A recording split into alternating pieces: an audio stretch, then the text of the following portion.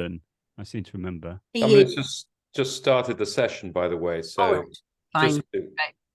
There we are. Hi, Antonio. Nice to see you. Hi, nice to meet you, Joe. Antonio, Everyone, hello. great on IT and tech and that sort of thing as well. He did some fantastic ideas in our student session. Oh, I did loads from Joe. Yeah, but it was pandemic time. Helen, Joe, I'm going to say goodbye. So you are live now, just to let you know. Just okay. Make sure you. So people can all come in, can they now? People can, and they are indeed doing that. So good. Enjoy the session. Please don't end it prematurely. If you've got people in the room, then please do carry it on. And thank you once again for giving up your Saturday evenings. Thank you. I think it's nice to see you. Do you come to the sessions? Do you show yourself very much in sessions? No, but I don't have much to contribute. I watch from afar, Helen. No, I think we need you there to sort of say, look, this is the person behind you. It is fantastic, this. It really is. The whole thing about, because it's a night for people to be able to have the option of being live, so that you can do the QA, but then to know that you can watch it for 3 months afterwards. I think when you look at the speakers we've had just today, it's amazing. I mean, you guys have put so much content out there, and the session's still running. Rachel's doing a talk over the on the other line. It's fantastic. So I hope people fill their boots with it. It's great content, and all of you are giving up your Saturdays to contribute. So well, we're a nice bunch of people. Language. You are a nice bunch of people. It's what we do. So. Okay. Well, look, I am going to go, but I'm going to watch it on my other screen, so I will enjoy it. Thanks for coming. And at the moment, I'm just promoting people to panelists, people I know who have already said that they want to participate, and then promote to panelist. And then as people join and want to join in, we can promote you as well. Sorry, I've done something wrong there. Hi, Judith. So people who are joining, who's going to speak, have I let you all speak? Or do I have to do that separately? So Sarah. I think I can speak, but I haven't got a camera yet. There. Hi, Jerome. Lovely to see you. Hi, Jerome. Hi, Mary. Hi, Adeline. Yeah. Hi, Anthony. Hi, Joe. Hello, I don't have a camera, sorry. We miss you. Lovely to see you.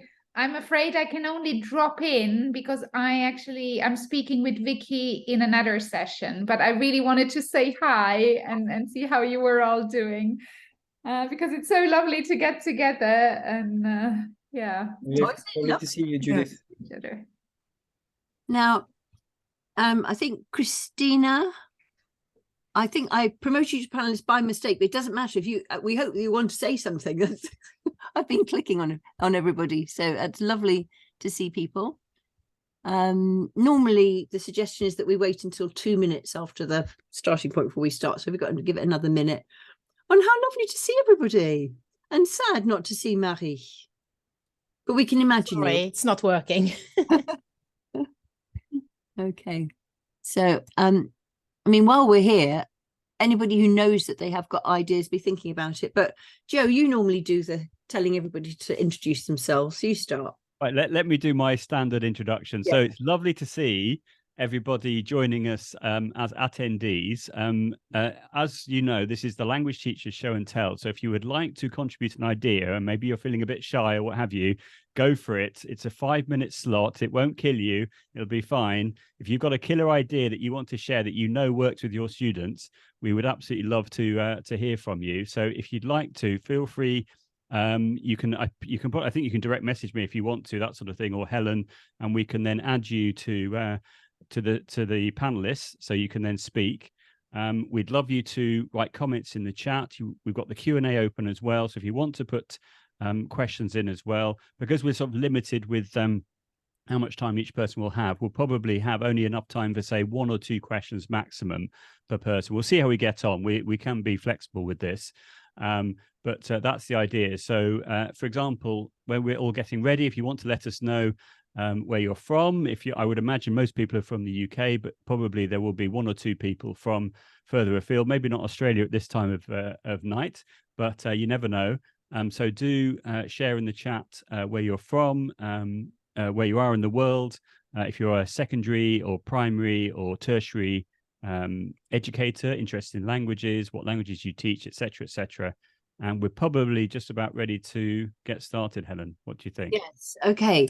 I've got some little adverts to start with. We always do that because as Jonathan, who organises this, and it's fantastic, he does it. So he says people are doing things for free, but also we quite like to push our particular pet things that we want to tell people about. So I'm about to share a screen, but meanwhile, perhaps if people who know that they want to share already could say if they need to do it very soon. I think Julia, you've got the dinner on the go, and so I think you're going to be after Joe's going to start, and I think Julia's going to be next. But if there's anybody That who would be great. to be desperately needs to be next, do let me know. So Yeah. I'm But going I think I'm still an attendee at the moment. can you promote Joe? Let me try. That would be good. Yes, I always wanted to be promoted. You want Let's go. Here we are. Right. So if I leave you to do Yeah, that, got Joe, it, while got I it. do There we the are. intro bit, is that okay? I have promoted you, Julia. There we are. Oh, very good. So here we are, 2023. We've been doing this for years and years, that we've had an ALL London show and tell. Of course, we love it when it's really in London and we can go to the pub afterwards and that sort of thing. But it's great that Linguascope and Jonathan have made it so that we can still carry on doing this. It's where we've put suggested 5 minutes. It might go a little bit over there. We are allowed to be here till midnight if we want to. So anybody who really wants to, we can just carry on and on and on if you like. But we thought initially to say to people just a little idea to begin with and a couple of questions, and then we could keep going if we want to after then. So all of the hosts and panelists are closely associated with ALL, the Association for Language Learning, in particular the London branch. I'm chair of the branch. And I'm in the management board, and Joe is an independent language consultant and global IT guru, I've said there. But please do join ALL. Write in the chat now if you're a member and encourage other people to join in. Judith in particular will be doing that because Judith is our president-elect. She is going to be she's already at a very high level, but she's going to be the voice of languages when he becomes president. So if you want to encourage anyone in particular, Judith, and here we've got lots of reasons why you should join ALL, and we've got a special code LSL 2023 for 10% off membership, and that's actually valid until the end of December. So please do join us. Coming soon, ALL London, we've got this event coming up where GCSE is going to be a particular thing, but also taking kids on trips, cultural events, and that's on the 13th of January on South Bank, BFI. It's a lovely place to be, so please do come and join us there. We have an annual conference, and this year it's 8th to 9th of March. Please save the date. Loads of really, it's a lovely opportunity to meet up with everybody, and again you do get a discount. Oh, actually, where is it, Judith? I haven't put on there where it is. It's sort of in the middle of the country, isn't it? Warwickshire. Yeah, so everybody will be able to get there. So today what we're saying is please feel free to use the chat with any reactions. We really like interactions. When I was doing a talk just now, it was nice every now and then to see little hearts flowing. I don't know how it all happened, but it was just a nice feeling. As people are talking, if you've got a question, could you put Q in front of what you write? And that way, Joe is brilliant at doing this. He will spot them and then he will expertly bring in that question. And even if we can't answer all the questions after everybody, we'll at least sort of save them so that the speaker knows what your questions are later on. So the process is going to be, you let us know if you're here as a participant. If you'd like to join in, just put it in the chat, or we've put here also there's a Q&A panel, and then we can promote you so that you'd be able to use all of your audio and visual. And then it would be really great if you are involved to tell us about your contact details, so that afterwards we can put together a document of all of the ideas to go along with the video. Everything's recorded. So I'm meant to be overseeing the order in which people speak, and then on a rolling basis I'll say who's going to be the next to speak, so you can get prepared. And if you could be ready to speak at short notice, if somebody has tech issues, we can just take over. So Joe's going to be the person making you into presenters so you can use everything. So when you become a presenter, you'll be able to unmute your audio and video. You'll be able to share your screen. And remember particularly that if you want to share sound, you need to click that button. I mean, I can remember the days when we had to explain this to everybody. I think now we've had so much experience of this, haven't we? Unfortunately, through COVID, but that's what we do. The other thing just to note is that when you're presenting, the meeting controls can sometimes get in the way of what you're trying to show, which doesn't matter. If you've got several screens, you can just move them somewhere else. If you've only got one screen, then go to more and go to hide floating meeting controls, and then they're not going to get in the way of you when you're trying to present. And then if you need to get them back again, you can just press escape and they will come back again. There is a recording of this. As far as the speakers are concerned, we don't expect anybody to necessarily make their PowerPoints available to everybody else. They'll tell you if they're willing to do that. So it's, you know, it's their intellectual property. So for the speakers, if you let us know at the beginning if it's okay to, you know, if we can use them. Joe, do you want to say who you are and talk about this link here? I would love to. So as we all know, I'm as has been mentioned, I'm an independent languages consultant. This is a Google Doc, which you can access if you'd like to. And there are 18 example sessions there of different sessions I can provide as training, either face-to-face or online. I've also announced today a world exclusive at the Language Show that I am running my 4-part webinar series on ChatGPT and AI in January, every Monday in January 2024. So if you're interested in that, you can find the links and what have you on Twitter or X or LinkedIn or Facebook or what have you.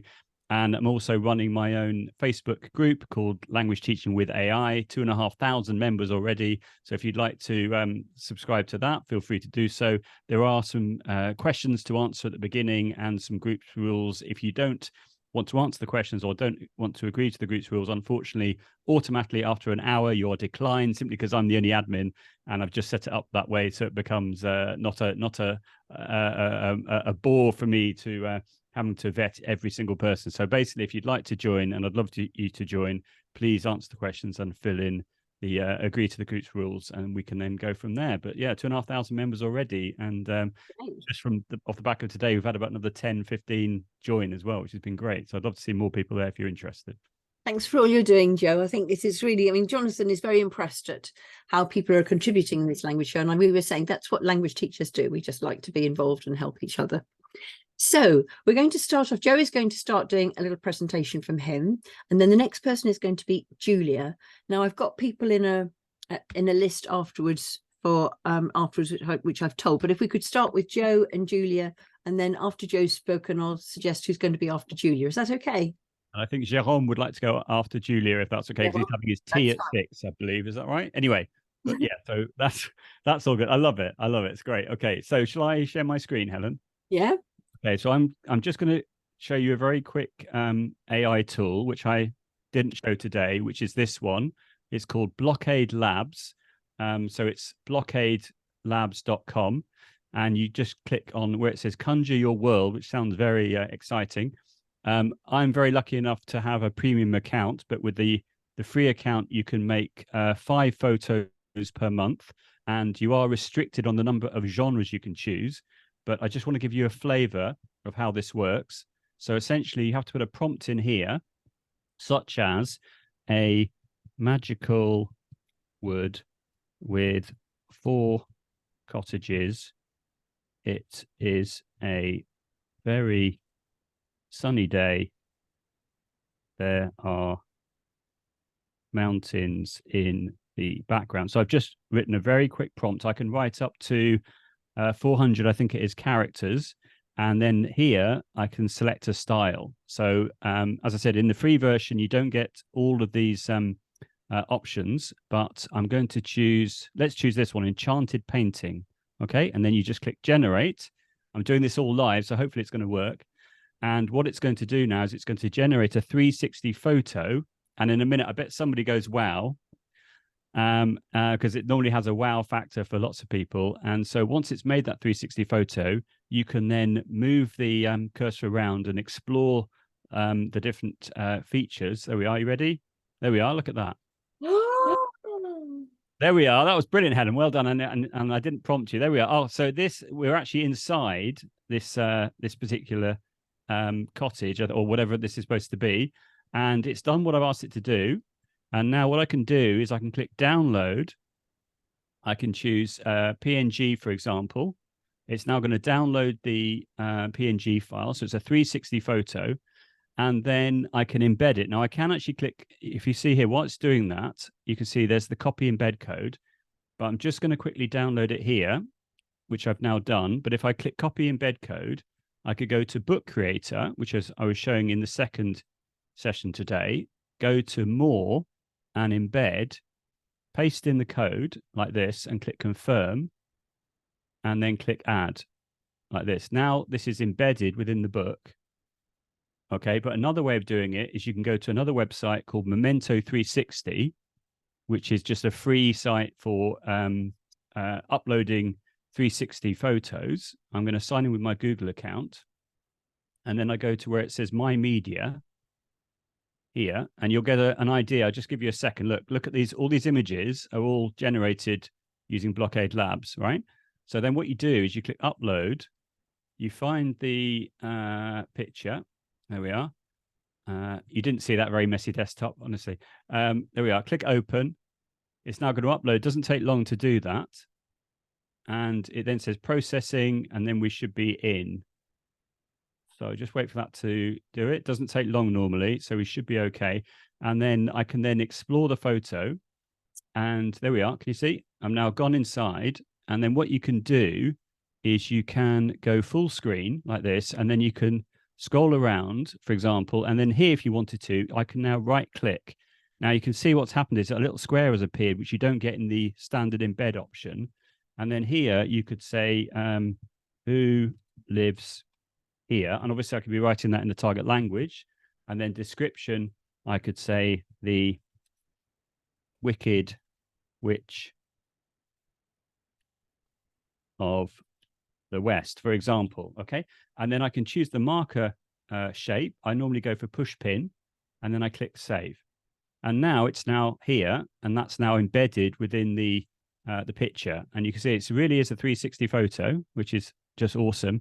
And then from there, I can come out of this and I can click share or embed a link, click create link, click copy. So I've got the embed code. I then go back to Book Creator, click the plus icon, more, embed, and paste it in. So in other words, you could use this as a way of, I can obviously change the title if I want to do, but that's okay. I could use this as a way of getting the students to record their voice or to write some text describing what's in the picture. So maybe a bit like, a way of practicing the photo card. Or you could turn it into a comprehension activity with the little push pins. So it's now loading up now. Can you see? Look at that. So it's embedded within the book. So anywhere which allows you to have, there you are, can you see? Anywhere which allows you to embed content, it will work, but you can also just have the share link as well. So that's how that one looks. And then here, this is what it looks like using the standard embed code, which I don't think is as interesting. So I would recommend using the Memento 360 option instead. But I just think for creative writing or for promoting speaking or writing skills, it could be very useful. And if you don't know how to do this, you just click plus text, and then you can then write your text there, and it adds it onto the page. Or to record your voice, you click record, and you can then just record your voice and add it into Book Creator. So there we are. Hopefully that was about 5 minutes, and I'm delighted I had the opportunity to show it to everyone today. And this is just some of the things I'll be talking about in my 4-part webinar series. So if you're interested in this and other things, do sign up. So I'm going to stop sharing and hand back to Helen. And just to say, yeah, I mean, no questions, just amazement. And Ollie has got a lovely description there, just saying Jolicious. Oh. Thanks, amazing. So, and Julia is obviously going to be using it for her escape room. You can see her reaction. Oh yeah, you could use a tool like ThingLink or even Memento 360 and then link things together. But I think it's called a collection in Memento 360. You can only have 2 in a collection. Oh, sorry, you can only make 2 collections when you're linking them together, but you can upload 100 photos into Memento 360 with a free account. But if you want to link them together, you can only do 2. Yeah, incredible. So just for people who've joined us, it's lovely to see people who've just joined us. We're saying to people, if you do have an idea that you'd like to share, do just put it into the chat, and then we can promote you to the panelists. But we've got a good number to start with. And the next order, I think we're going to have So thank you very much to Joe, who, you know, may be able to join, tell us something at the end as well. We're going to have Julia and then Jérôme. Is that right? Yeah. Great. So Julia, over to you. Julia, and then Jérôme. Okay. Yes, I'm also going to talk about AI. And I love using AI for everything, really, and trying all the different things you can do with it. And I basically use it every day now. And there are all these amazing websites like Diffit, for example. If you haven't tried that out yet, I would definitely recommend it. And Twee AI, I can post some links later after I've finished. But the problem with all these websites, I find, is that you then have to sign up to them, and a lot of them now charge, or you can only do five generations or 5 worksheets a day or a month or something. So to kind of counter that, I've made my own my own prompt collection that you can then use in ChatGPT, for example, or in Bing Chat. So using the free tools that are available. And by having this link collection, which I'm going to share and show in a minute, it just means I don't have to type out these long kind of prompts all the time. So I spend a few days kind of working on them, trying to make them as good as possible and actually getting the output I want, at least most of the time. And then I've just saved them all in a big kind of database. And at first I tried different databases because I couldn't really think of where to store it the best way. And first I tried on Excel, but it doesn't look so great. So in the end, I started using Notion, which I hadn't really used ever before. And actually Notion is really very easy to use, I found. I mean, I watched a few videos and then I was able to make quite a good looking website, which I'll show. Can I share my screen? Share. Here we go. Let's get rid of this. How to get rid of the top bit again? It's always in the way. Hover, and then it's an option, and then hide the floating. Yes, hide floating. There we go. Okay, now I can see stuff. Okay, but now my page is loading. Okay, so I've made this database. It has lots of different categories. The idea is that I can share it with my department, really, to get them to use AI a little bit more and make kind of the typical task a bit quicker. So this is what my website looks like at the moment. I'm going to share the link at the end, I think, just so people can see how it works first and then they can try it out. So when you go into this page, you won't see the sidebar there. That's just kind of my workspace. So it will look like this.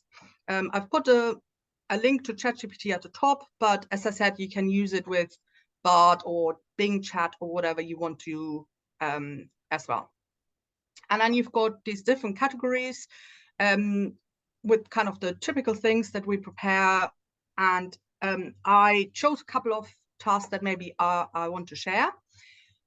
And before I go into the prompt, down here, I've just saved some vocab lists just kind of to make it quicker. So I'll take this vocab list, which is just like my beginners German vocab list, and I want to do a task based on that. And the prompt that I probably use the most is this one. So if I go into lesson planning, now this is the actual list of my prompts. Okay, and the one I use the most is the vocab test, because all my classes have to do a vocab test once a week, and just making it quicker to generate, I've made this prompt. So this is telling ChatGPT to create a vocab list with 5 random items from the list that I'm giving it, 5 into English, 5 into German, and then I also wanted to show the first letters of the German words just to help out a bit. That part sometimes goes a bit wrong, and it either shows too few of the letters, or it shows the letters of the English translation as well, and so on.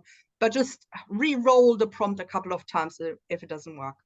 So how these prompts work is that you always have like the big text at the top, and then you can see it has certain variables in it. So in this case, we've got language as one variable and vocab as the other variable.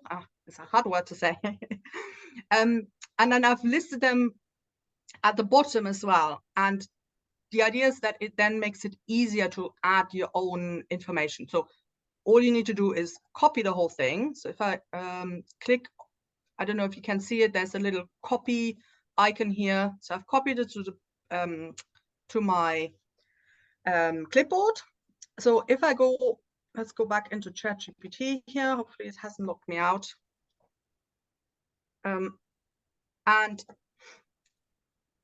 So I've got a Pro account, and it does work a lot better with ChatGPT 4. But for this, I'm going to show it with 3.5. So that's the free version, and it should work as well. So if I put in my prompt that I've copied, which is this here, create my vocab list, and then all I need to do now is fill in those two variables. So in this case, my language is German. So I've made the language a variable so that my colleagues can use it as well who are teaching French and so on. And then in the vocab, I now just put in my vocab list. Oops, no, I put the same thing again. So I go into my clipboard here, and that's where I've got it. And really, you don't need to worry too much about the formatting of this list. So it can have equals, it can just have the English word next to the German word, it can have a comma, whichever way, it doesn't really matter. If you have your vocab in a table, just copy it from the table and chuck it in here. ChatGPT is normally clever enough to work out which part is English and which part is German. Okay, let's send it. And then hopefully, there we go. Voila. Okay, in this case, yeah, kind of, it's nearly worked. So as I say, with ChatGPT 4, the success rate is maybe a bit higher, but at least in the translate into English part has worked. On this side, it's given away a little bit too much of the information. So I think I might just re-roll this again here and see if it does it better. Yes, okay, this time it's done it how I wanted. So the English side just empty, and then into German. No, wait, it's done it the other way around as well. Okay, sometimes it works, but at least I can now either re-roll it again or try it in Bing Chat if that's better. So normally Bing might be a bit better because it is actually using ChatGPT 4 in the background, even though I find actually having a paid account still kind of works a little bit better. Okay, let me try it in here if it works better. So here's my prompt, here's my vocab list, and I forgot the language. Let's do that, German, blah. Let's see if I get my proper vocab list this time. Oh, what's going on? Okay. This time it's mixing it all up. This example is not working so well. Can I say, actually, Yeah. you've done some fantastic webinars on AI. I think we just need to have a webinar on you again to follow this up, really, don't we? Is that all right, Julia? That's okay. I It's think taking too long. No, well, no, not at all. You've shown us the sort of things you can do. Yeah. I think probably that's something we definitely, unless you want to finish it with a particular thing now, or just conscious of other people coming. But I mean, you've got That's so fine much to share. Yeah. Well, anyway, I'm going to share the link to this database, and then people can try out the different prompts themselves. But there's some useful stuff, for example, how to quickly create a Kahoot with wrong answers for each question as well. So that can save quite a lot of time, I think, because it will put it out as a table and you can import it into Kahoot, for example, really quickly. So hopefully it will save people some time. I want that now, though, really. So sorry.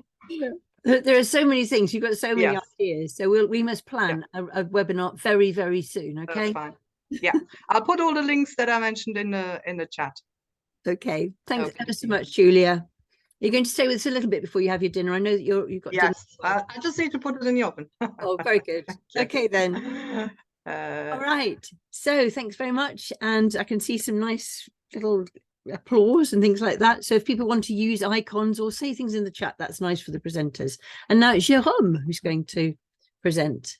So I think if Julia, you stop sharing, and then it's over to Jérôme. Thank you.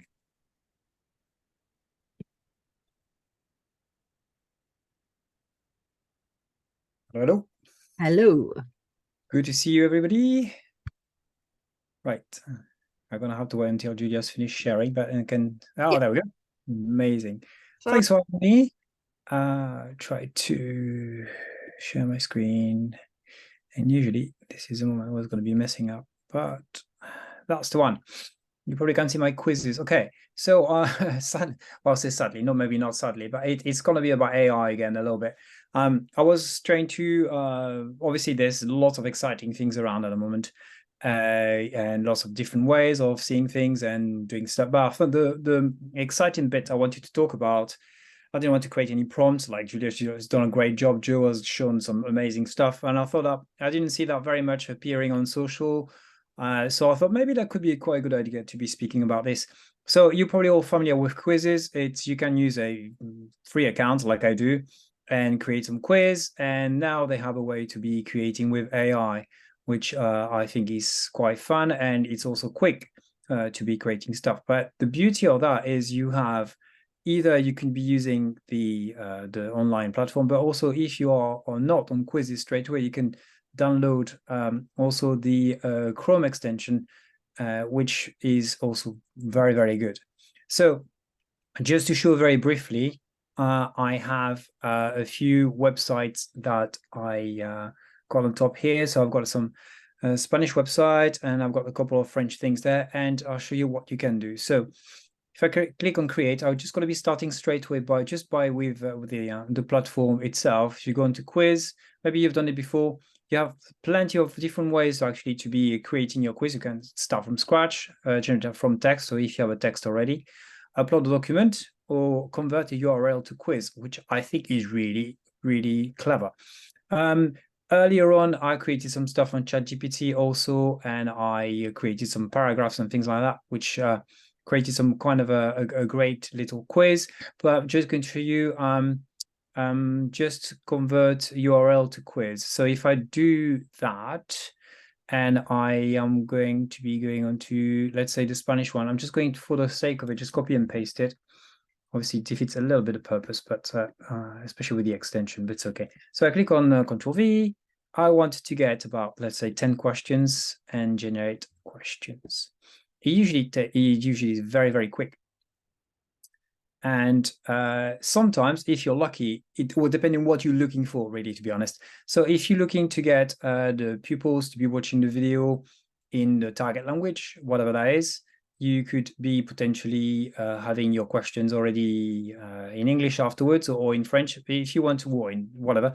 So if you wanted to have your questions, it's taking quite a bit of time now. If you're trying to get the quizzes question in the target language, sometimes you have to wait a little bit, or sometimes you have to change. I think it's messed up a little bit there, isn't it? It's obviously the same, always the same when you start trying to do something. It never works on live. And I tried about 500 times this afternoon and it was working a treat, obviously. I try again. If it doesn't work that way, I'll try another way. It's not a problem. Used to it anyway. So it's thinking and see what happens in the next few seconds. So it's very, very clever. It's very, very quick normally when it works. And it should be taking less than a minute normally also. But we'll see what happens. We're teachers, we understand. Oh, Babs, thanks, Helen, for the support. We know this happens. He didn't like it. Okay, right. Let's try to see. I'm going to try to do it now with a video here. I've got a YouTube video. Obviously, it's got to be about food. And I don't need to be watching the video, actually. Thank you very much. We need to watch the video. I have my extension here. So if I click on that, generate quiz, and from the link that it has already, normally it should be creating the quiz based on the script of the video, of the YouTube video, which also is quite fun. So it's going to be looking into the script of the video and generating. Yeah, it's working. Hallelujah. So there you go. So it's gone with the extension. You don't need to have the extension, but sometimes it's easier before you don't have to get a tool into quizzes. You're going to go into stuff. It generates straight away the questions based on the video. So here, you're lucky it's in French, but if you needed to be changing the questions, you want to put them in English, and you can change it too. And you're very welcome also to at the bottom that you can also add some more question using AI. So you could be thinking about, there's only 6 questions here, but you can be finding some more. So let's ask for more questions, and it will be doing the same thing after that. You could be doing that with documents and different websites. So you can be doing with YouTube and all sorts of you could be scanning a press article, and we'll be doing that for you. It's very, very clever, and it's very, very quick. And there you go. It's just created 3 more questions. Obviously, you have to check. It's not always correct, but usually, most of the time, it does an amazing job. And the same thing here for a little website. For children, pourquoi la cigarette est-elle dangereuse? You have a little article, which also has a video. You can do the same with your quiz here. You generate your quiz. Go there. It's going to be using the text or the video, and it's going to be doing it very, very quickly. After that, you can share with your pupils, and it works really, really well. Again, it scans documents, it scans PDF. It is amazing. So there we go. That's me, and it worked out. Brilliant. And the question there was it a free account? I've just seen. It is a free account. Yeah, I don't have to pay for anything. It's free. Yeah, it's all good. Brilliant. Joe, any questions that you spotted? No, we don't have any. The only question we had so far was, is it a free account? But yeah, Adeline, it's over to you now. Thank you. I also find the Chrome extension amazing. It's fantastic. Thanks, Jérôme, and lovely to see you. Thank you. And you. Great. I was trying to find these icons. Oh, I see. So I think it's Adeline now who's going to go with us, and then after that it's going to be Mary. Can you see my screen? Is that working? Oh, yes, we can. Yeah, okay. I'm not doing AI, and I may be doing something that people mostly know about, but and I'll be quite brief. I'm just going to show very quickly how I use randomizers, Flippity, and then I'll show just one more to do some vocab or grammar in lessons. I teach in a prep school, so I teach children year 5 to year 8, or year 4 to year 8, in fact, at the moment. So Flippity, if you don't know what it is, I won't go through all of that, but flippity.net, it's a free resource. Mostly you use, it takes you to a template for each of the resources. It takes you to a template, which is a Google sheet that you adapt, and then it gives you a link to an activity. And this is the randomizer. So you can have as many columns, as many wheels as you like. And so you can use it to do really basic, get a sentence together. I often create with the same vocab. I'll do a French to English and then an English to French, and then just use them on the board. And you literally just spin the wheel, and it gives you a sentence. And you can do it where every single one of your sentence is going to be a correct sentence, and all they have to do is read it out, translate it. But you can also, and often so initially I just used it that way, French to English, and then when they're a bit more advanced with the vocab, I would switch to English to French. You can also use it with you to give the children the link if they've got devices, and I get mine to screenshot the sentence, stick it into their OneNote, and then translate it. And then that means they're all translated slightly different sentences. They're in charge of what they're translating, which is quite nice. And then accidentally, often I've come across when a randomizer doesn't quite work, and then actually turns into quite a nice teaching experience. I'm hoping it'll work. So for instance, with my year 5s doing adjectives of personality, unlike a sentence builder or something slightly more advanced, you only really have one wheel, and therefore you can't go into feminine, masculine, plural, etc. And so this sentence, actually, I don't really need to spin it. It works fine if it's a boy talking, but if it was me or a girl talking, then obviously I need to make the adjective agree. And so I would, again, you spin it, and then in here as well, you've got, you can spin the wheels individually. For instance, if you generated this sentence, you can turn it into a learning activity where you go, is this right? Is this wrong? What do I need to do to make it right? And you need to add LE to gentil. Also with, let's see that one. And so that's just an example of a similar, so the equivalent in English. It's a very basic one, that one. and this one, I think most of them worked. So that's the English to French. And then this is one that I used to do. I play a game called Possible ou Impossible with my pupils. So you would spin it, and it's on the left-hand side, it's got household chores. On the right-hand side, it's got rooms of the house. So je fais le ménage dans la chambre de mes parents. I do the housework in my parents' bedroom. That works. That means that, you know, that's a sentence that works. But hopefully I'll get a dodgy one, otherwise there you go. Je fais la vaisselle dans la chambre d'amis. I do the washing up in the spare room. Probably not. And it generates things like I mow the lawn in, like the one just below, for instance, would be I mow the lawn in the office. And the children really like it. You roll it and you say, right, possible ou impossible? And then they decide, and potentially you can then say, well, how do I make it possible? And they all take minutes to generate this. So there's a really quick activity to set up. And then this is just an example of a slightly more complex one where you can really generate quite a lot of, and this one probably has the potential to go quite wrong. Instead of you could have, I'm not going to spin it because maybe I can, but you could end up with, let's see if it works. Ma matière préférée la technologie, par contre c'est trop facile. So again, this works, but you could have, you know, you could end up, j'adore la musique parce que c'est Barbant or something like that. And then again, you think, well, does that work? Why does it not work? And how do I make it work? So just a really quick activity that you can use in all sorts of ways. As I said, I often, so if I move to, no, I don't think I will be able to show that other bit. But yeah, I'll get them to stick it in their OneNote and translate. And then the other randomizer I wanted to show was, I think it was called Spin a Wheel, but it seems to now be called Spin the Wheel. But if you put in Spin a Wheel, as I've been doing all week, you still end up with the, you know, it still comes up. And this is a sort of an upgrade on Wheel of Names where you can easily set up, I don't know what the limit is. I don't think I've done more than 4 wheels in a go. You can just have 1 wheel, you can have 2, you can have 3, etc. So this is an example. This is my year 4s at the moment. We're doing what's in my pencil case. And so I have a wheel with, I have, or this should say there is, sorry, I made it really quickly. I don't have things in your pencil case, and then colors. And then you can turn 1 wheel at a time, or you can turn all of them in one go. And it gives you 3, so I think this one, I was doing it with them. They've just started. So this is the French order. Obviously, I don't have a yellow exercise, but for them at that level, that worked really well. And it just generates sentences to translate. I use it with my older ones quite a lot for grammar.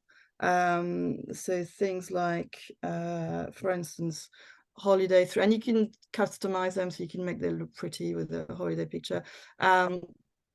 And so this gives you on the left hand side time markers, and on the right hand side activities, and there's past, future, and present time markers. You could have a third wheel that gives you a pronoun, or you can I just give them the pronoun. And you could stand there and say, how do you say usually I play football? But somehow, because there's colorful wheels turning, they want more. They just want you to keep spinning. And then I could now say, well, I don't want those 2 to come up anymore, and they get deleted. But if you reused it later, it works. They often want me to spin when there's just 1 term left. I say, no, spin it so we can, you know, because they like the effect. So again, it's a free one, and it saves all your wheels. It takes literally seconds to generate. It's great. I use it a lot with mini whiteboards in class.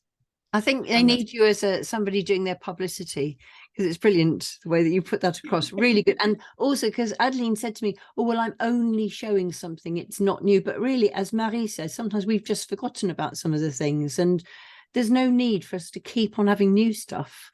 There's stuff that works, isn't there? So thank you ever so much for that, Adeline. It's really, really great. Thank you very much. So lots of... We didn't have any questions either, but okay. So Mary, it's on to you now. Oh, sorry, Joe, you were saying. Number of wheels, the limit of the number of wheels for Spin the Wheel is 8. And quite a fun activity you can do with ChatGPT. I know you weren't talking about AI, but with ChatGPT, you can ask the different items to be translated into emojis, and then you put the emojis into the different wheels, and that can be quite fun because everyone loves an emoji, and it makes it more open-ended. So that's another idea. But thank you, Adeline, that was great. Lovely. So I think, with the number of people we've got left, we probably will be going till 6:15, which was the time that it was meant to be. And then if anybody else wants to join in, we can do that as well. So 5 minutes now from Mary Heath. Good evening, everyone. I just very briefly wanted to talk a little bit about use of videos and doing so in two ways, and particularly using short videos. One way is actually using videos perhaps produced in English. I recently was inspired by seeing an advert when I was at the cinema, and I thought, oh, that could be a really engaging way to ask my students, instead of describing a picture, to describe what's happening. And it worked really well. In fact, I played the advert mute. Some of the students may already actually have seen the advert, but actually it was just a really engaging way for students, instead of doing it as a picture activity, to see a moving picture. And the advantage of adverts is that they are generally very short, 20 to 30 seconds, and there's so much that can be said. And I'm sure that you may see different adverts, so it might just be as you're watching some television or at the cinema, like myself, that you see something and think, oh, that could work really well with my class. I think Joe earlier was talking about a website which I've noted down, Blockade Labs, which is a really interactive picture tool. And I suppose it's just another way of getting students to look at pictures and using photos sometimes, but also presenting in video form. On the other side, as well, just short videos. There are, and I'm a French and German teacher, on TV5 Monde and Deutsche Welle, so many amazing short videos which are designed for language learners, and really at all stages, including beginners. For example, the A1 level, actually, they are sometimes quite advanced, so even they can be used with older students. But I think the advantage of those videos is that students are hearing really authentic language, but it's in a video form. So it's a really engaging way for students to engage with the material. And usually there is a transcript, so then it's very easy. I haven't engaged with AI then to create resources through that, but again, hearing from Jérôme's quizzes, then I'm sure there are lots of options. But again, something that's very easy to do is then to take little screenshots from the clip, and even just in a first instance to get students to identify which bit of the video comes first. That works very nicely. Sometimes that is actually one of the generated activities, which is where I was sort of inspired to think about that. But it suddenly takes students away from just looking at listening, being forced to think about the language, but instead to engage with the video form. And the videos that I've used have tended to be 1 to 2 minutes, which then in the lesson means that you can build quite a few activities around it, but gives students quite a good sense of achievement to then think that they've been engaging with lots of authentic material. Lovely idea. And I'm loving seeing the fact that what you're saying is then prompting other people, as well as saying thank you, adding to those ideas as well. So we'll have to make sure that with Jonathan, we ask about saving the chat for this as well, so that at the end people can have access to the video, but also to the chat for all the ideas. So great idea. So that's going from Mary, who's an ALL London committee member, to the next very brave ALL London committee, Sarah, who confessed that she's quite good at maths. So she's now our treasurer for our ALL London branch. So it's very brave of you, Sarah. Let's see if I can share my screen. Can we all see that? Yes. Okay, so this idea came quite a long time ago at my last school, from the geography department, when we were looking at retrieval practice and sort of independent practice and that kind of stuff as well. So the original idea was you had 4 boxes on the screen, and you had something they did last lesson, something they did last week, last month, last term, or way back when. And then I sort of developed it into a revision grid that looks a little bit like what you've got on the screen now. So you can see I used this with my year 11 group I think it was just before their mocks, and they had something they've done recently, and they've got a few sort of activities they can do based on this. Now they could do this in class, or they could do it as revision at home. And then you can see like it builds back from the knowledge that they've had from before, and sort of tests them whether they remember things or not. And then what I did following that was actually built it on a bit more and said, right, fill out as much as you can from your mind without any help. And then if you need to look anything up, change your color pen. And when you change your color pen, they'll see what they don't know, and then they can really focus their revision, particularly at GCSE, even A level, for instance. But I've also built it down towards Key Stage 3. And if you teach at primary, you could probably do something similar with less boxes, less challenging tasks and things like that. I think what I also did, if you look at the second slide, is I then sort of changed it in terms of not what they can remember over a period of time, but I've done it based on a unit of work. So it could be really simple, basic vocabulary. Can they recall? Can they translate things? Then you've got sentence starters, so they have to recognize it and then complete them. Then we've got some key questions that they can respond to. And then particularly for higher, because I teach at grammar school, it's sort of extending the level of complexity in their work. So giving them those complex structures and then getting them to adapt what they can see for their own use, basically. That's it, really. I thought I'd share that because it's quite nice for them to sort of revisit things, revise, sort of focus their revision, or just see how much they can remember. Lovely idea. And somehow having things in a nice box in different colours makes it just a more appealing task, doesn't it? Rather than just writing up like we used to do in the old days of just putting it on chalk on a board. So I mean, I've made them into worksheets as well. So I think I've got a worksheet here. So I've actually changed it into a worksheet so you can print it out. Yeah. Obviously it's not colour here, but I've sort of boldened things for different tasks. Yeah. Italic them for different tasks and things like that. Yeah. So it's quite cool for them to sort of see what they need to do. Lovely, great ideas. Thank you very much. And next we have another ALL London committee member who is Antonio, Dr. Antonio. Oh, no, Antonio is fine.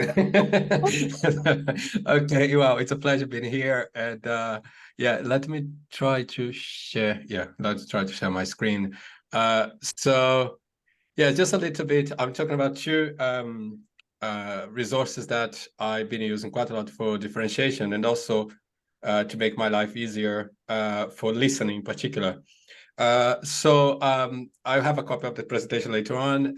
So because I know we have problems usually to generate things live, so I did the videos, create the videos already, so you'll be able to see that later on. So the first one, if you don't know, is Balaboka. is a tool to create to make recordings from written texts, which can save loads of time. I did put a video here. Let me see if I can play it a little bit, but I put a link for the video that you'll be able to see later on.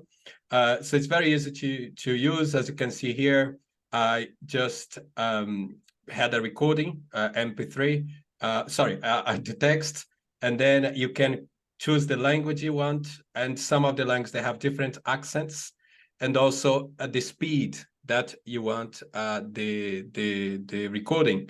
And this creates it very quickly because you can do it different speeds, different accents according to your groups. So it's a great tool to create differentiation there. So you can watch this video if you wish to do so later on. But I just show you. I put the video here how to create it. But yeah, this is, for example, one task that I created in Spanish. So I put the text there, and I just play it a little bit, so you can, for Spanish speakers. 1. Papá va al trabajo en taxi. 2. Mamá regresa a casa en autobús. 3. Mi hermana va a la escuela en bicicleta. Yeah, so, and then the slower version. 1. Papá va al trabajo en taxi. 2. Mamá regresa a casa en autobús. 3. Mi hermana va a la escuela en bicicleta. So that was one of the tasks that I put and create the recording.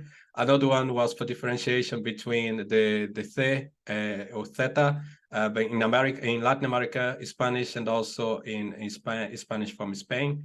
Again, you'll be able to play those. I won't play them here, but just to give ideas of what I could do that.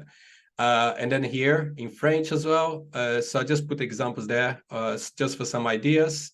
And the second one I'd like to talk about is Google Collaboratory or Google Colab, which is, again, a great tool to create transcripts. If you have a video or an audio that you need a transcript, especially for differentiation, is a fantastic tool.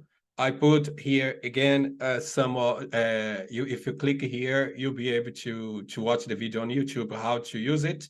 But just to show you, yeah, this is the video you can watch. Hi everyone. So this is you won't need really to learn coding, but this was the text in German here. Erster Papa fährt mit dem Taxi zur Arbeit. Zweite Mama kommt mit dem Bus nach Hause. Dritter, meine Schwester fährt mit dem Fahrrad zur Schule. Yeah, and then I put this recording there and it did the transcript. And the great thing about the transcript is that when it creates the transcript, it has different formats. So if you want to embed that, for example, if you want to create a video with subtitles for the students, you can use that. I put some links here how to create with Handbrake if you don't know it. And it's already encoded, so it will be exactly where it needs to be. Or you can download this as a text as well, if you wish to do so, to use it in a Word a document, for example. So that's the copy of the presentation. If you want to take it to go slowly through. And yeah, so thank you. That's brilliant. So we can add that when we put together all of the chat and everything else, we can add that. And it's just, I mean, I think so often people are saying that it's the listening is something people have difficulty with, and the more you can be listening and following a transcript, it has to, and it's something that just wasn't available in my day when I learned. I know, neither mine, just the old CDs. Brilliant. So I think Jennifer, you're next. Jenny, wasn't it? Oh, you're mute at the moment, Jenny. Sorry, thank you. Hi everyone. So yeah, I just wanted to share just a few ideas about speaking activities in the classroom. It's nothing new, nothing at all, but it's things that do work really well for my pupils. So I think, as someone said earlier, sometimes it's nice just to have a bit of a reminder. And everything that I do about thinking, I absolutely love about quote, because I think it is, it is so true. So speaking skills can only be enhanced if students are given adequate opportunity to speak, since watching expert acrobats does not lead to the audience performing some somersault, even if they might be able to recognize one. And I think we can clearly make the link, you know, with our lessons, with our French, Spanish, or whatever language we are teaching. So it's all about thinking like, what opportunities can we give to our pupils so they can speak as much of the language as possible?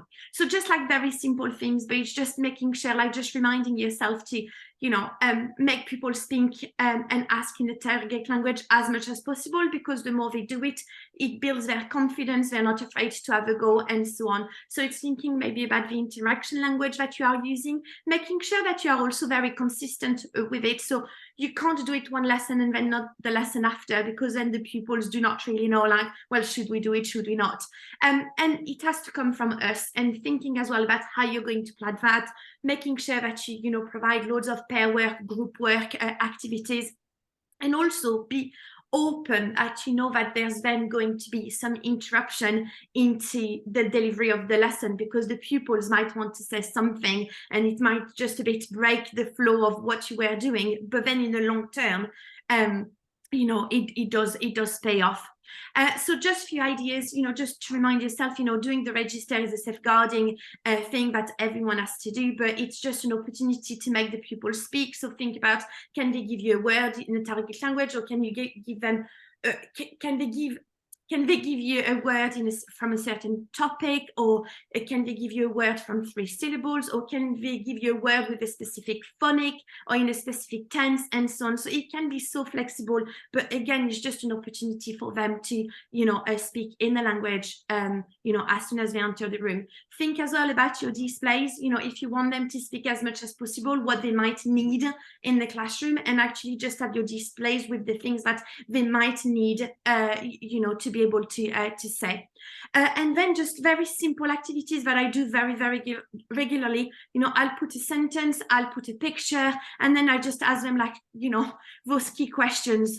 And it's dead simple. And again, I can differentiate. I teach mixed ability from year 7 to year 11. So then obviously I will expect, all my students to use, you know, full sentences, even my lowest one. But obviously I will stretch the more able to try to extend it as much as possible.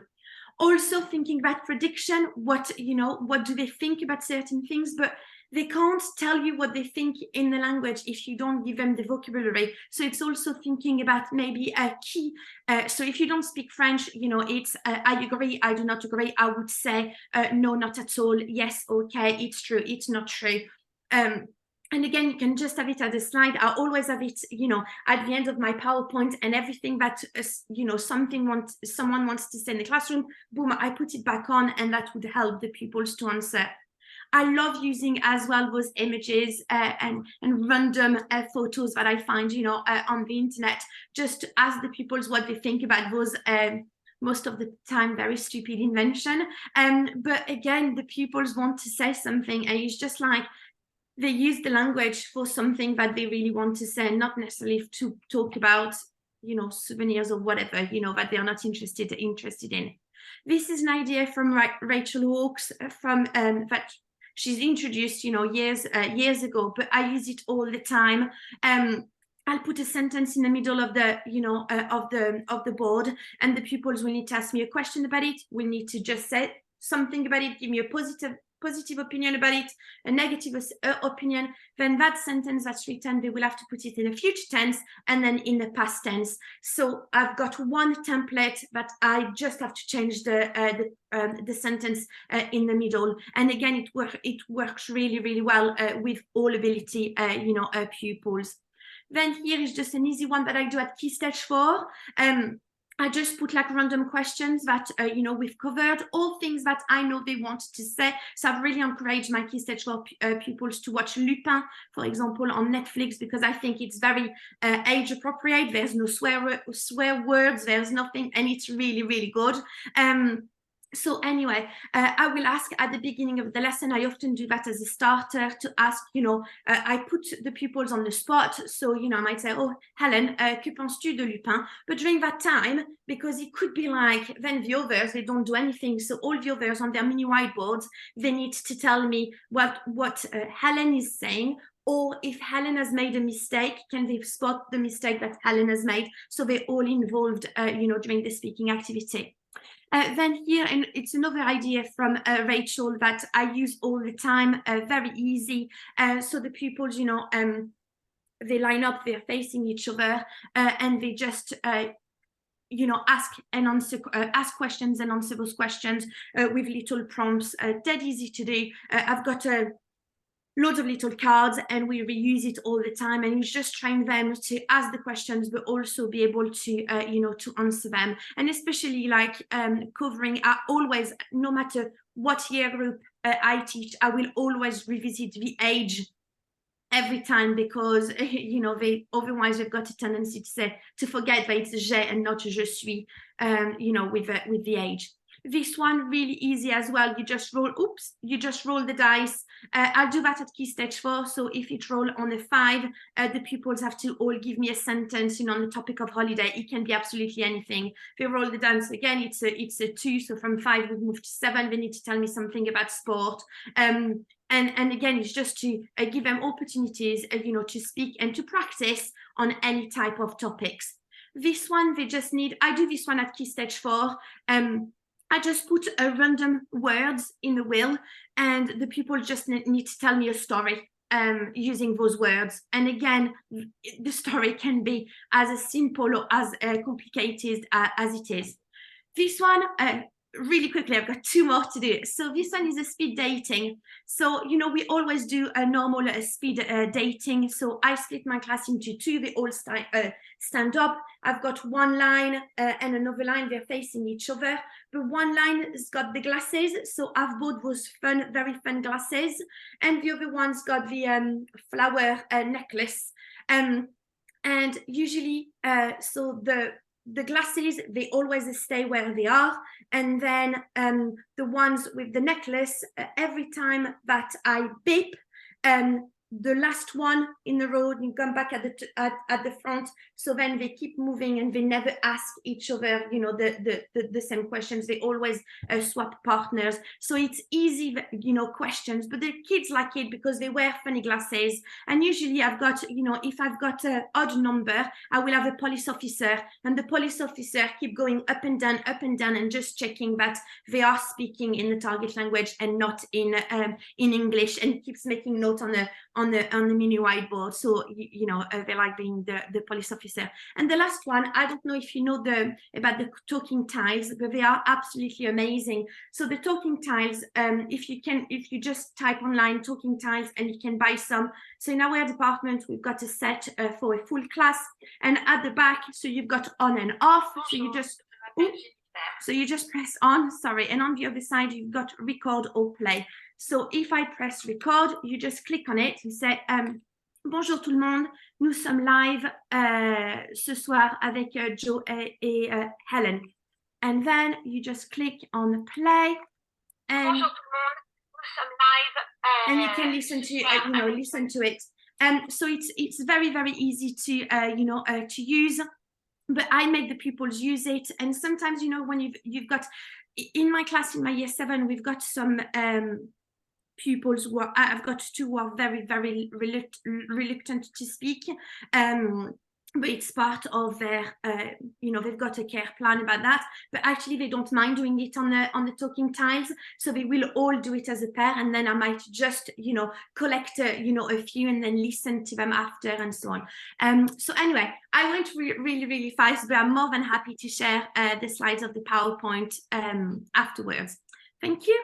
I was saying probably then, thank you so much. And it's lovely having all of these ideas, all these ALL people here. And I will get at the moment our ALL London website for some reason wasn't working today, but it will tomorrow, and I'll make sure that all of anything that anyone can send me, if you can send it to me, I can then send links or upload it. So Marie has got 7 minutes now, and she's going to tell us about a Christmas escape game. Then it's going to be Jane, and then it's going to be Lucy. Okay. Thank you. I'll try to do in less than 7 minutes. Okay, my name's Marie Aliron. I teach in a prep school in Eastbourne. I teach children from reception up to year 8. And today I wanted to share with you a Christmas escape game I've created for year 5 and 6. On my presentation, there's a link to the lesson plan and the resources. So if you want to use it, my Twitter, my LinkedIn, and a Padlet with all my Genially. I'm a Genially ambassador, so I create a lot of resources with Genially. And I'm also the admin of a Facebook group teaching with Genially. So for this escape game, the children have to complete different activities to work out code for a 4-digit padlock. So I've used AI to create a little video to introduce. So the website is called InVideo AI. It's really easy to use, but it's limited. The free account is limited to just a few videos. I've used the one with a script. So I tap my script in there, and then you choose the music, then it comes up with some pictures, but I've decided to change the pictures to make it more personal. So this is my little video. Oh, I'm not sure if I've shared the sound, so I hope you can hear it. Madame Aliro has organised a sweet treat for your class today to reward your hard work this term. But there's a twist. You must first complete the tasks displayed on 4 reindeers, 5 snowmen, 2 Christmas trees, and 4 elves. These activities hold clues to a 4-digit lock code. Each task reveals a letter crucial for cracking the code. Pay close attention and record each letter on your answer sheet. Good luck. So they've got an answer sheet with 15 squares, and they've got to find the 15 letters. So there will be 4 reindeers, 5 snowmen, 2 trees, and 4 elves displayed in my classroom. So I just hang them up on the ceiling, and they go around the classroom. Each activity is either linked with a QR code to a Genially or Learning app task, or it's a breaking the codes activity. So once they've done the 15 activities, they will work out the code 0, 3, 1, 2, 0, 3, 1, 2. So that's all based on this vocabulary. Christmas vocabulary is very simple. It's just based on vocabulary, but you could adapt the idea to something more complicated.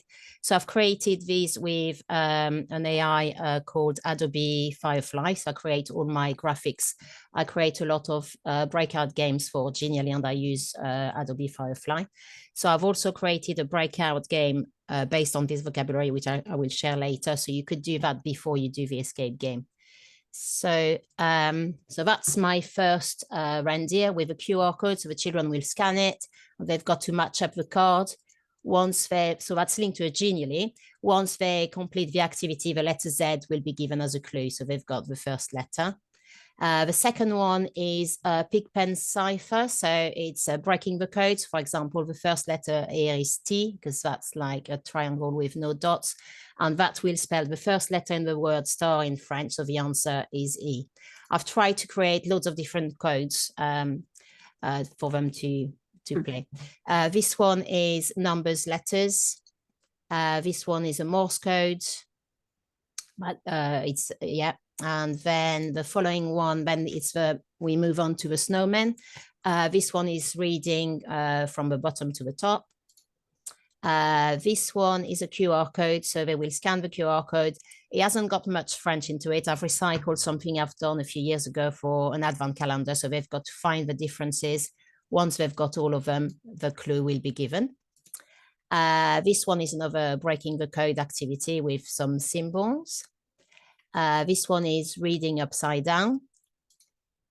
Another one recycled from my advent calendar I made a few years ago. So not much French into it, but they've got to find the panda. So when they found it, the clue appears. This one is little symbol as well, a breaking the code activity.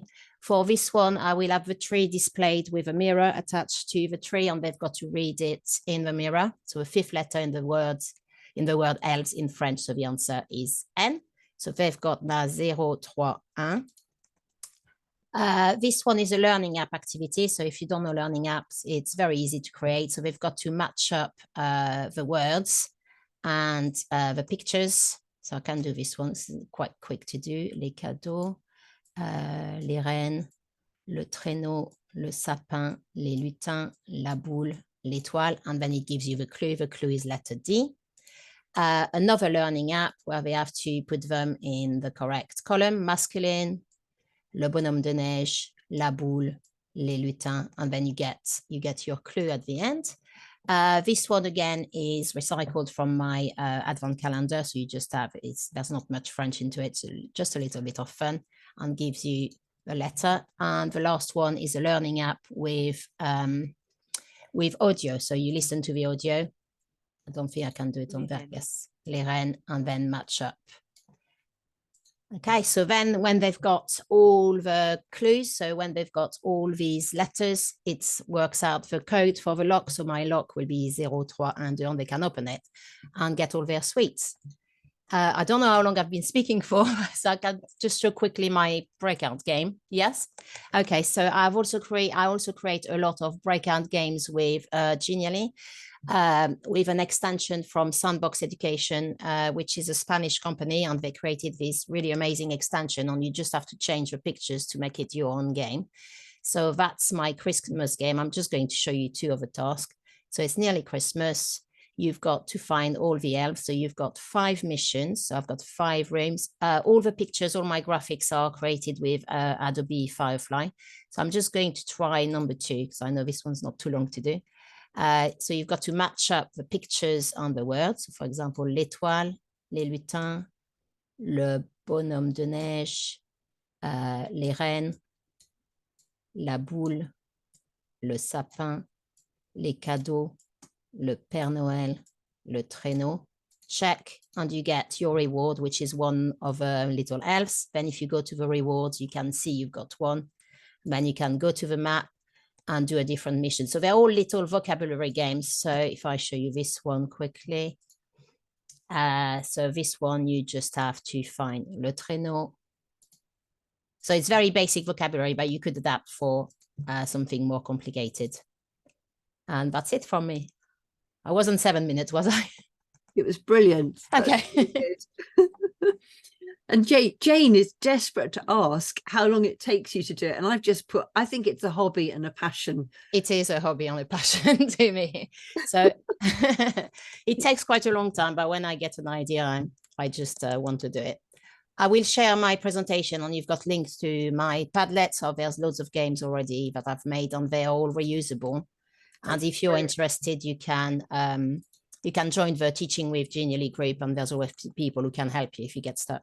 So that's my presentation. Thank you. Everybody's saying amazing on behalf of everybody, and to all of the presenter. It's so good that you're giving these ideas and that you're making it so that we can use them again afterwards. So thanks ever so much. Thank you. Now Jane is here to speak, and then it's Lucy. Okay. So I'm going to share my screen. Screen one. Share, there we go. All right. So I'm going to show you how to create you take a quiz, put it into AI. I know it's already been done a little bit today, and then import it into Microsoft Forms so that you can create a quiz that you can then get data back for your students. So here's my Quizlet, which I have already prepared, and I'm going to export it as if you were the same way that you do for now let me think, for Blueket or things like that, or I'm sure there are other websites as well. So you copy the text there, and I'm going to go to ChatGPT. Hopefully I'm going to go to ChatGPT. I have got ChatGPT 4 up and running here, but you can use ChatGPT 3.5. That's not a problem. So I'm going to paste in my vocabulary, and then I am going to just grab, that's the wrong thing, grab a command that I want. Bear with me. Right, there we go. So here's a list of vocab. That's what I want. And I'm going to put that in. So I've put, here's a list of vocab, French and the equivalent word in English. Make a multiple choice quiz which gives 3 possible answers for each quiz for students of French in year 10. And I'm going to send that through. And ChatGPT is going to make me my quiz. Okay, it's really interesting because I created one earlier, which I will actually show you. So it's not quite, you can see I've made a mistake there. So I'm going to stop it. And this is what I did earlier. I created the quiz, exactly the same thing. Here's a list of vocab, French and English. And I asked the same question, please, can you create a multiple choice quiz with 3 possible answers? And this is the quiz it gave me. So it's really important to give the right prompt. But it's interesting that I gave the same prompt and I got a different sort of different selection of answers. So then I've got these answers here. I've got the questions and I've got the answers. It's not quite how I want it, and I would normally adapt it. And then you simply copy and you paste it into a document. So you copy it like this, and you paste into a document. There we go. I just will have that like that. Perfect. You might need to do a little bit of formatting. I think I went with the wrong one. I'm just going to delete that and go again. Control V. It's good just seeing the mistakes. This is how I normally operate. I always make some kind of tiny mistake. There we go. This is normally how I would have it. You may need to, I find it's actually quite useful to put a little gap in between the question and the responses. So then you create your document and you save it, which I have done already. Don't worry about that. I'm not going to save it because I've already got one that I prepared earlier. So then the important thing is that you go to Microsoft Forms, forms.office.com. So you need to go to the online version of Microsoft Forms. And what you're going to do is import a quiz. So you have the option. Normally you get the new quiz, new form, but if you're on the online version, you also get quick import. So here I go. Quick import. Yes, I want to upload from this device. So I have my quiz, one I created earlier. Click open, and you get a choice. Do you want to set it as a form or a quiz? Well, I want to set it as a quiz. So now it's converting it. It says a minute left to finish conversion, but I think it will be less than that. There we go. Done. And now I can start my review. And obviously you've got to put your answers in, but you can see here, you know, you have to select your answers. So there we go, and so on all the way through. And you do actually have to do a little bit of formatting, put in the point score, but just a quick way to create a quiz. And that's me done. It's probably less than 5 minutes, but that's absolutely brilliant. And really congratulations to Jane, who, well, really, you educated us all through lockdown, and obviously you're doing very well in your school as well. So thanks for all that you've done. That's lovely. it's an absolute pleasure. I've been absolutely loved hearing all the ideas. I've been jotting things down all evening. And I can see everybody's bursting. We've got lots of other ideas. We've just got to, Joe and I, we did lots of webinars. I think we've got to start it up again, haven't we? Getting a little bit more of a regular program. It's lovely to see everybody. And the last person who's in advance offered to present is Lucy. So great to see you all the way from Wales. Are you? Yes, I'm in Wales currently, but based in the West Midlands normally. And excitingly, we'll be moving up to Scotland in a few months as well. So constantly changing bases. Let me just share my screen with you all. Jane, you've got to stop sharing yours. Is that all right? Thank you. Sorry, I'm just having a little trouble locating my Chrome. Bear with me 1 second. It's amazing how many times we can all use all these platforms, and then we can still find that we are technologically challenged on the day. Right, this is not the presentation I want. Pardon me, everyone. I think my brain went to sleep slightly over the weekend. There we go. So I'm going to talk to you all about how I use parallel texts in the classroom. This is really a favorite teaching method of mine, not only to reinforce language that has been learnt by my students, but actually to get them engaging with really quite complex languages. I think when we think of the idea of authentic texts, we think of the big stories, novels, newspaper articles, but we don't really feel the students can access them. But really it's about using the transactional skills and logic to get them to engage the language differently. So, for example, we did a language introduction to language project with our new Year 7 and Year 8 linguists this year, where we got them thinking about similarities between languages. So on the left, we have the Norwegian national anthem. And then on the right, I formatted it so that the English lines sit directly on the same line as the text in Norwegian, but I've given some gaps. So they need to use their idea of context and linguistic similarities to try and figure out any of the words. So, for example, I get them to look at the word love, which is elsker in Norwegian, but then it's repeated, but I've put a gap for the second one. So they need to look at the whole line and figure out actually by comparing that it goes into that gap. If you go a bit further down with of our father, it says purva far og mor, father and mother. So they might think, okay, well, if we've got father, logically it's going to be mother. So you get them talking about the language and really engaging and thinking about language as a skill set, not bespoke to one specific language, but language in general.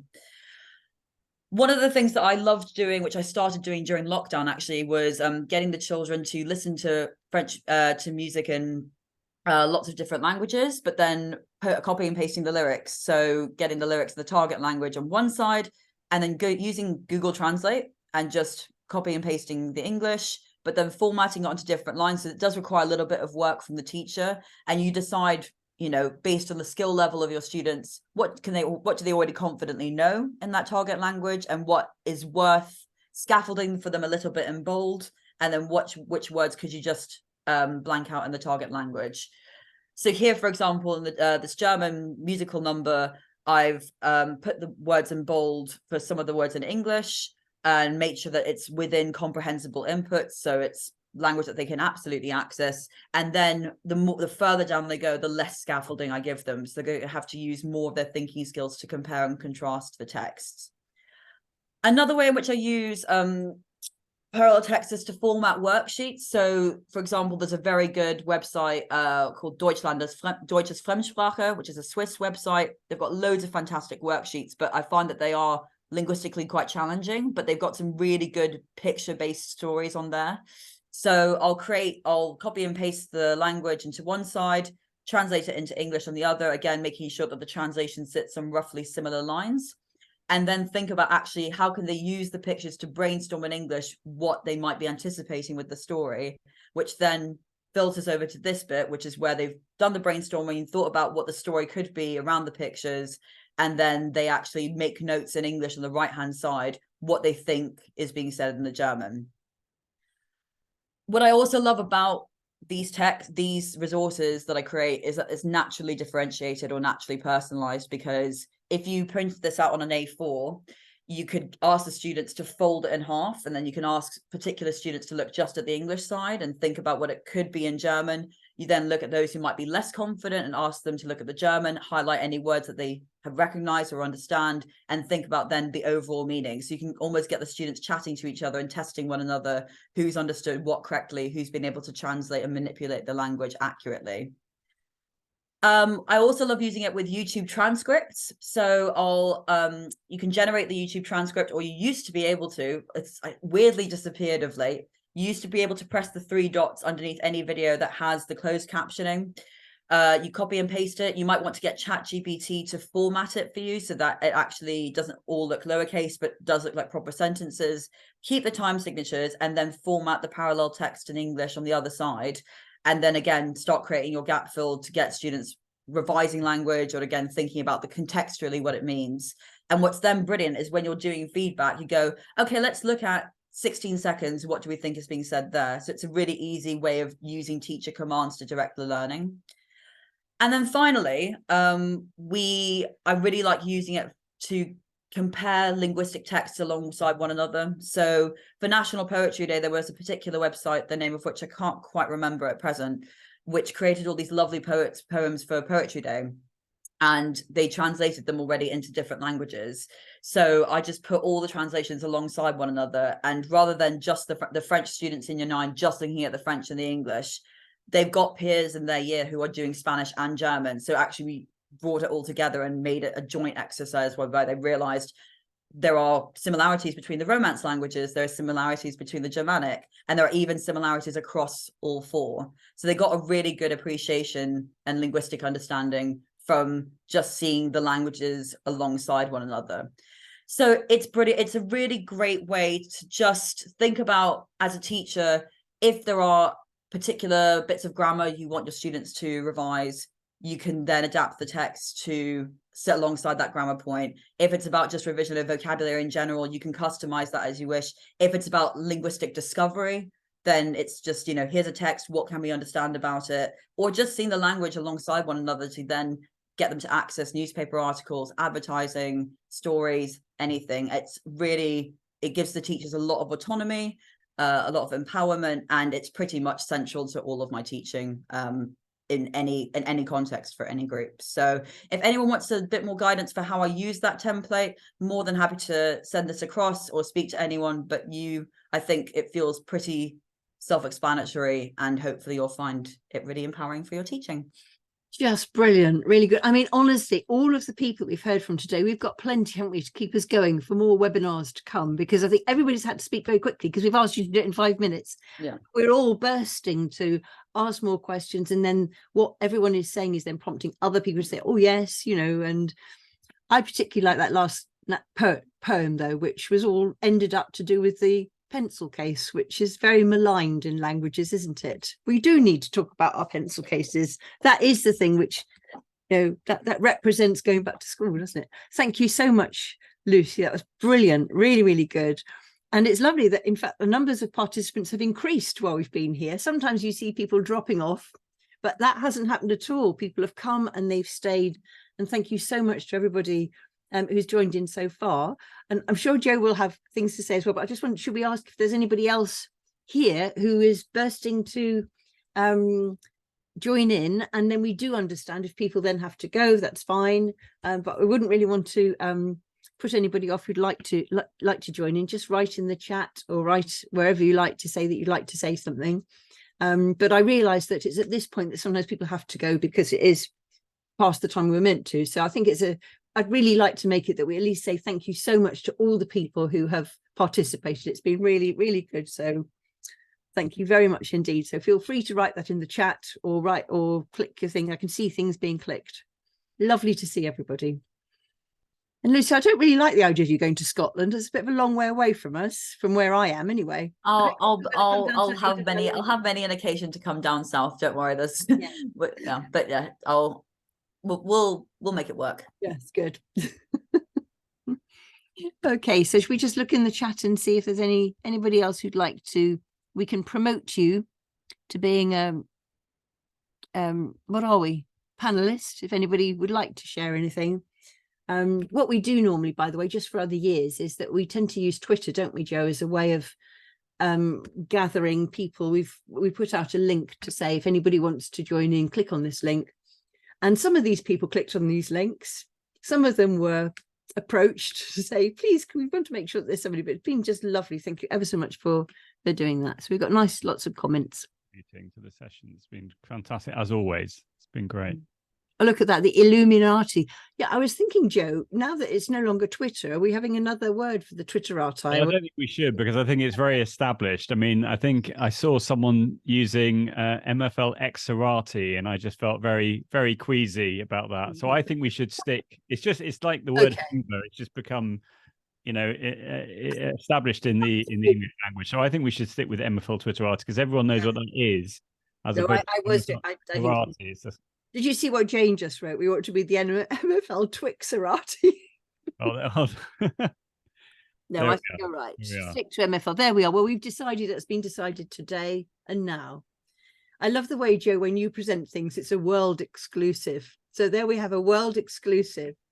Absolutely. It's going to be. Another one of my favorite words is game changer, which I haven't used this evening, but yeah. Yeah, game changer. We've had that. Yeah. Unfortunately, I don't think it's possible for people to save the chat, because people have asked me in other sessions. I think that if you don't have the option to do that, although I think, well, we can as panelists. So is that something we should do, Helen? Yeah, save Are you chat. planning on writing this up on the AWL London website? Yes, I know that a last. copy of the chat, maybe that will help. And I'm pretty sure that Jonathan would have access to that. So I've just clicked to save chat.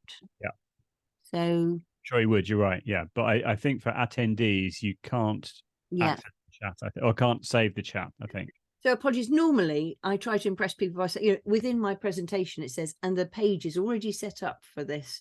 But for some reason, yesterday, AWL London was down. So I have got I've got a, what do you call it? An appointment. So it's going to be, it'll be there. Otherwise, I can just put it on a blog, can't I? Somehow. Certainly, the important thing really is that AWL London will host that, but I'll also get in touch with Jonathan Scott so that he can tell people. David's going off to see Bugsy Malone now. Oh, very good. There we are. Sadly, I can't go. So, well, look at these lovely comments. Thank you for the inspirational ideas.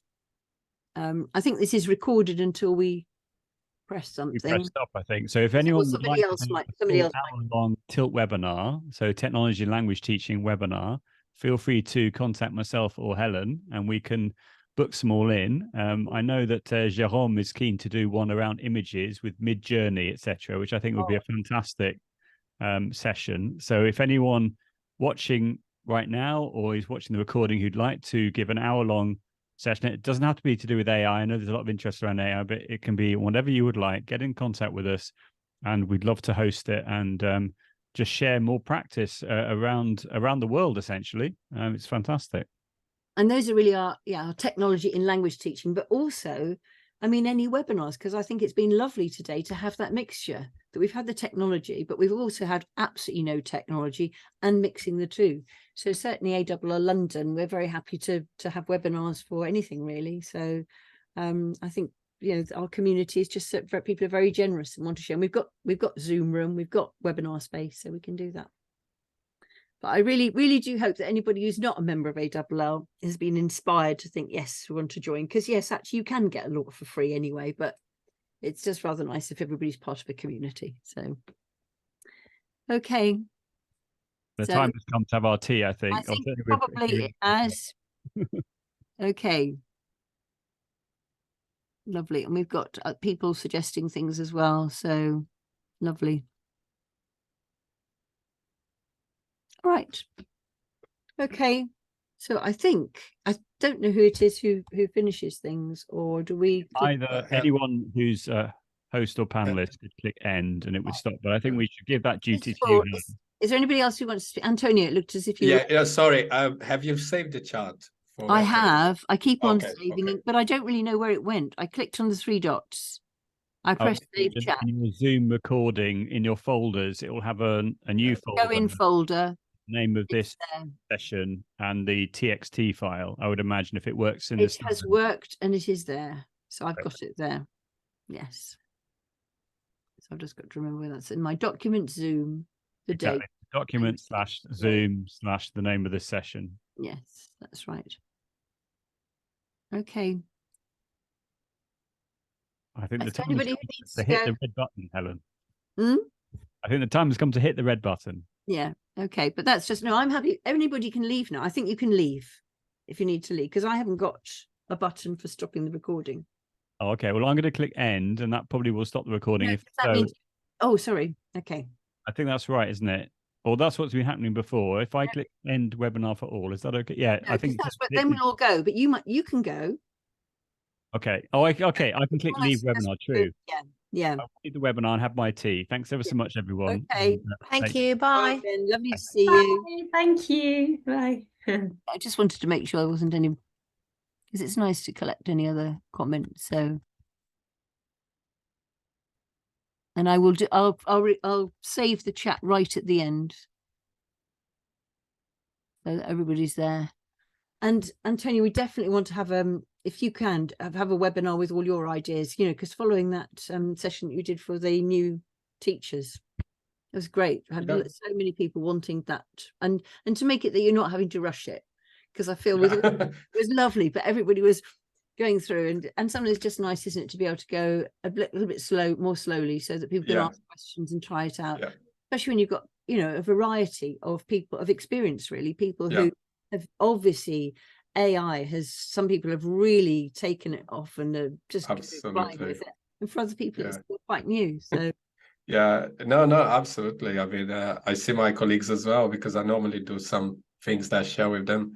Yeah, some people are ahead, and I guess from the COVID, that time there were so many webinars, and I went, I think we have 60, 70 webinars during that time. So Yeah. you get kind of loads of new things. And after now, I mean, since January, so much came out after ChatGPT and everything. yeah, yeah. And for the people who are still here, thank you. I mean, I've really been noticing how many supportive comments there've been from lots of people. So Absolutely. Chris has been here, and Ollie, and all these names I'm recognizing as well. Yeah, there were some people from Spain, I think from France as well early on. Mm. Yeah. Oh, it was lovely, really good. And they've done very well, haven't they? The whole planning of this. Absolutely. Yeah, very, very interesting ideas. Yeah. Oh, Portugal as well. That's great. And I like the layout of it. I mean, has everybody else got this layout? I don't know where you've got, there's a background for the language show, and then you could have the people and then the presentation next to it. It's yeah. a neat. So buon notte. Okay, so I think probably I'll end it now. Perhaps I want to go, but if that's all right with everybody. Lovely to see. So I'm now going to click save chat, and then that will be everything done. Okay, bye everybody. Thank you ever so Okay, much. bye. Bye.